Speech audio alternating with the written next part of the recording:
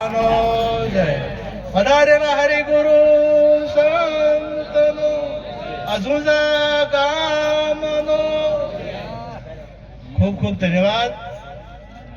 આજે ચામુંડા માતાની પ્રાણ પ્રતિષ્ઠા મહોત્સવ નિમિત્તે સુંદર જ્ઞાન યજ્ઞનું આયોજન કર્યું અને એ જ્ઞાન યજ્ઞમાં પધારેલા મહાપુરુષો પૂજ્ય અદમલદાસજી મહારાજ, પૂજ્ય નટુરામ મહારાજ, પૂજ્ય ચંજીરામ મહારાજ, પૂજ્ય જયંતિરામ મહારાજ, પૂજ્ય દેવચંદ્રામ મહારાજ તથા તારાબા મહારાજ, પૂજ્ય જવાનરામ સાહેબ તથા વ્યાસપીઠને દીપાવનાર તમામ સંતગણ, પ્રેમી સજ્જનો, માતાઓ અને બહેનો, વિશેષ તો આ પ્રાણ પ્રતિષ્ઠા કરી એમાં જે મૂર્તિ લાવી એ મૂર્તિની પૂજા જ્યારે દુકાનમાં પડી હતી ને તારે કોઈ અગરબત્તી નતું ચડાવતું.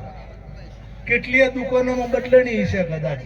જે આજે મૂર્તિ જો બનાવતા હોય ને એથી દુકાનમાં જાય, બનાવવા વાળો એની પૂજા નહીં કરતો, પછી વેચવા વાળો એની પૂજા કરતો નથી. પરંતુ તમે હું લઈ અને જ્યારે પ્રાણ પ્રતિષ્ઠા કરો તારે એની પૂજા થાય અને પછી એ કદી વેચાતી નથી, એ વેચાઈ શકે ના. પછી કદાચ એ ખંડિત થાય તો ગંગાજી કે નર્મદાજી પધરાવા જવું પડે, પણ એને વેચી શકાય નહીં, કારણ કે પ્રતિષ્ઠા થયેલી છે. હવે આ જે મહાપુરુષ, આ પણ એક મૂર્તિ છે અને આ મૂર્તિની અંદર જો ગુણોની, સદગુણોની પ્રતિષ્ઠા થાય તો એને પણ હાર ચડે અને એની પણ પૂજા થાય. એ પણ પ્રતિષ્ઠા થવી જોઈએ, અને જો પ્રતિષ્ઠા ના થાય તો ઘણા જેલમાં પણ જવું પડે. આની આ મૂર્તિ હોય અને આની આ અમુક પોત તત્વનું આ શરીર છે અને એમાં રહેવા વાળો બધામાં એક જ છે, બીજો નથી. સર્વભૂત સ્થાનમ સર્વભૂતાની જ આત્માની ઈક્ષતે યોગ યુક્ત આત્મા સર્વત્ર સમદર્શિનો. બધા ભૂતોમાં એ વસેલો છે. ગાય હોય કે ભેંસ હોય કે બળદ હોય કે કૂતરું હોય કે કોઈ પણ પ્રાણી હોય, કોઈ પક્ષી હોય કે માનવ હોય, તમામમાં વસવા વાળો એક હોય. તો આ ગોળા તમે બધા બધેલા, બધાનું લાઈટ હોય પણ એક ઉડેલો હોય પ્રકાશ ના કરે, અને વાયરમાં ફોલ્ટ હોય તો પ્રકાશ ના કરે. એમ આ બધા મનુષ્યના દેહો આ જે પરમાત્માએ આપ્યા છે, આપણે એમની કૃપા થઈ અને માતા પિતા દ્વારા મળે. એટલે માતા પિતાનો અને પરમાત્માનો એ ગુણ કદી ભૂલાય એવો નથી. ત્રીજા નંબરે સદગુરુ મહારાજ, કારણ કે સદગુરુ સિવાય પરમાત્માની પ્રાપ્તિ કોઈ કરી શકતું નથી.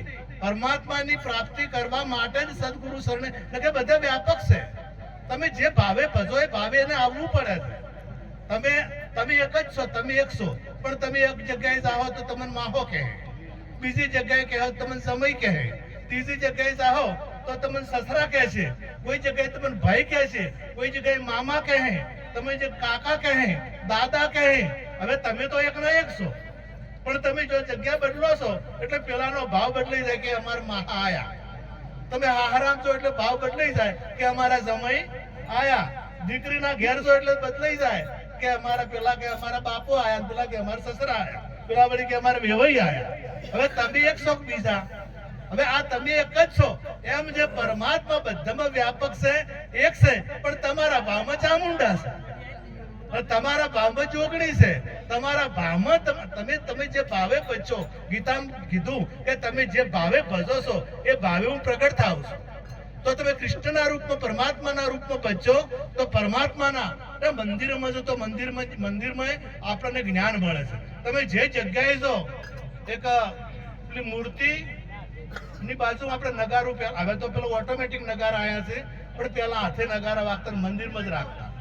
એટલે મંદિરના નગારાને બૂટને ચર્ચા થઈ, ચોપડાના બૂટ હતા. એટલે બૂટે કીધું કે આપણ બે એક જ મા બાપ તો છે, અને એક મા બાપ નો હોવા છતાં તને ભગવાન પાસે બેહવા મળે છે, અમને પગથિયમ કાઢે છે છેટે. હવે આપણ બે તો એક જ છે, તો તને મંદિર ભગવાન પાસે બેહવા મળે અને મને કેમ નહીં બેહવા મળતું? એટલે નકારું કે હમણે હોતો રહે. થોડી વાર પછી મને જવાબ આલું. સંધ્યા થઈ અને બે જણા ધોકા લઈને આવ્યા, બે ધોકા, અને ચાલુ કર્યું નગારું વગાડવાનું. નગારા ધીબીનો છે. બસ પૂરી થઈ આરતી એટલે નગારે કીધું કે તાકાત છે ખમ્માની, તારે પાલિશો જ કરાવી છે. તું પાલિશમાં ઊંચું આવતું નથી. જે પાલિશો કરાવે છે એનાથી ભગવાન શેટા રહે છે. આમ તો શેટો નહીં, શેટો છે જ નહીં, પરંતુ જે પાલિશો કરાવે એનાથી હજારો ગૌ માનો તો દૂર છે અને સમજો તો તારી પાસે છે. અને આ તો જો જ્ઞાન આપણે ભગવાનને કૃષ્ણ પરમાત્માને પેલા જશોદા માતાએ દોરડે પહોંચ્યા.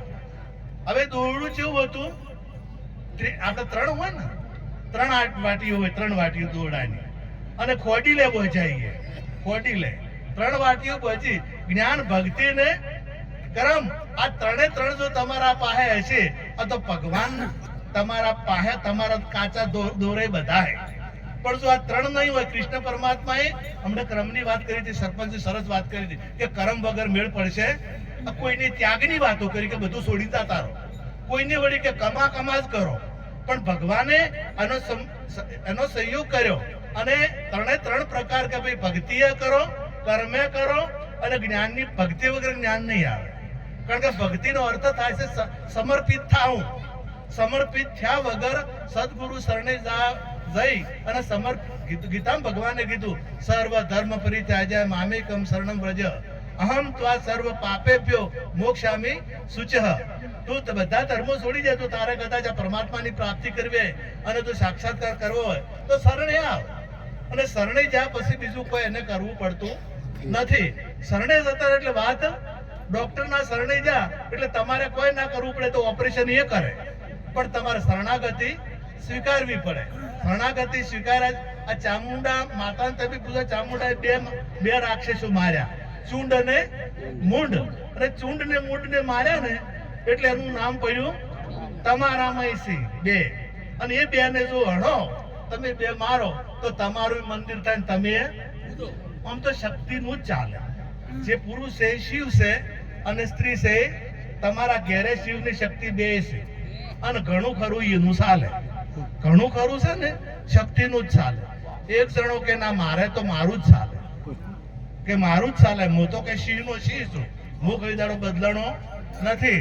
એટલે બીજો કે બધાને બદલાઈ ગયું, પણ ભલા કે શિવ મતા ઉંદર થઈ ગયા અને તારે હજી ઉતી છે. એટલે કે હવે મારે પણ એક છું છે કે હું શિવ તો છું પણ એ દુર્ગા થઈ ગઈ છે, ઉપર બેસી ગઈ છે. એટલે કહેવાનો મારો મતલબ કે જે આ જે દુર્ગુણો પર બેસી જાય, જે દુર્ગુણો પર બેસી જાય એની પૂજા થાય, બીજાની પૂજા થતી નથી. એક સિંહનું દ્રષ્ટાંત આપ્યું છે કે સિંહ એક કેટલું બધું ઘાતકી પ્રાણી છે, કોઈ બી મળે તો છોડે નહીં. અને એવાને આ શક્તિ એવાને વશ કર્યો છે. તમારા પાસે શક્તિ છે અને તમે જે તમારા પાસે જે એવા જે દુર્ગુણો પડેલા છે એ દુર્ગુણોને વશ કરો તો તમારી પણ પૂજા થાય. અને એ શક્તિ ચામુંડામાં નહીં, આપણે આરતી તમે કહો ને, આરતી આપણે ગઈએ છીએ જય આધા શક્તિમાં, એમાં આવે છે નર નારીના રૂપે વ્યાપ્યા સકળે, 6ઠ્ઠી તું નારાયણીમાં મહિષાસુર માર્યો. નર નારીના રૂપે વ્યાપ્યા સકળે માં. ચોથે ચતુરા મહાલક્ષ્મીમાં વ્યાપા સચરાચર વ્યાપે એમ કીધું. અને પર નર નારીના રૂપે તો નર્મને નારીમય એક શક્તિ છે, નર્મય છે અને નારીમય શક્તિ છે. પરંતુ આપણે જો કદાચ મહાપુરુષ હમણાં વાત જંતીરો અમે કરી કે સદગુરુ મહારાજના શરણે જા તો હતા બધા એક જણો મને કે આ બધા જેટલા સંતો હોય એટલા બધા એક જ વાત કરે, ગુરુ શરણે જો, ગુરુ શરણે જો, ગુરુ શરણે જો.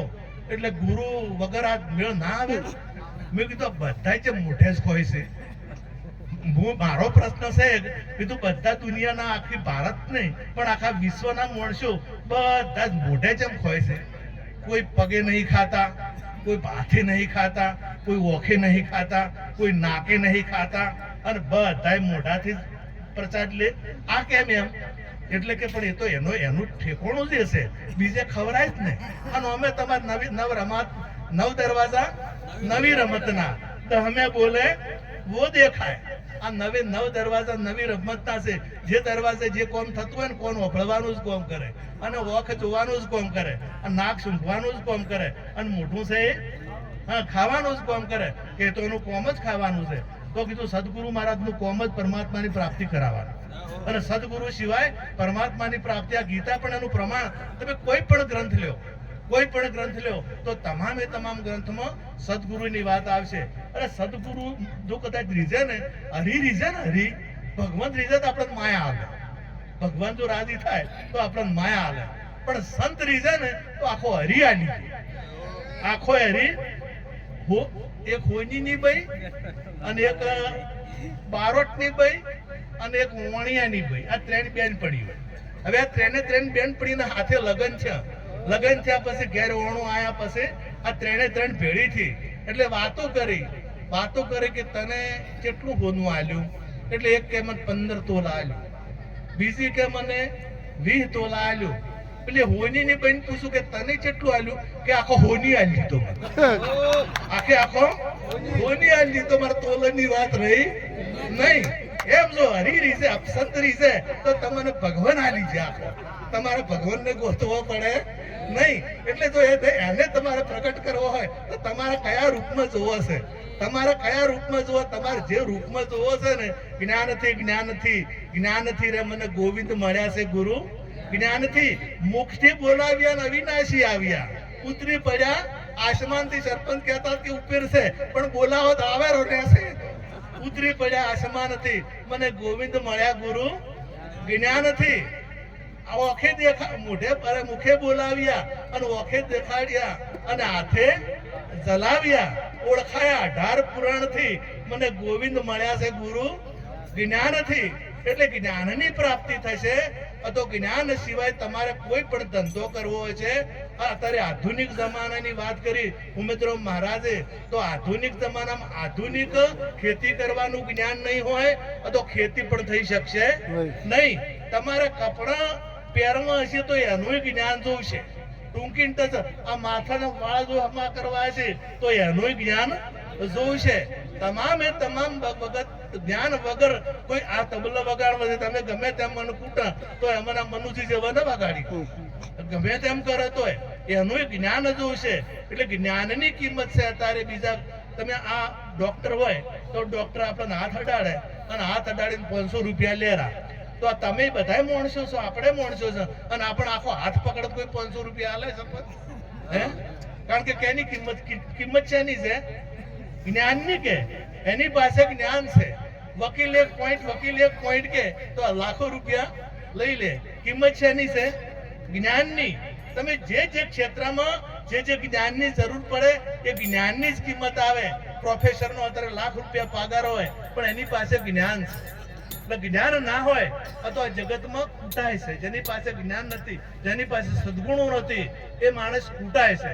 એટલે જ્ઞાનની જરૂર છે.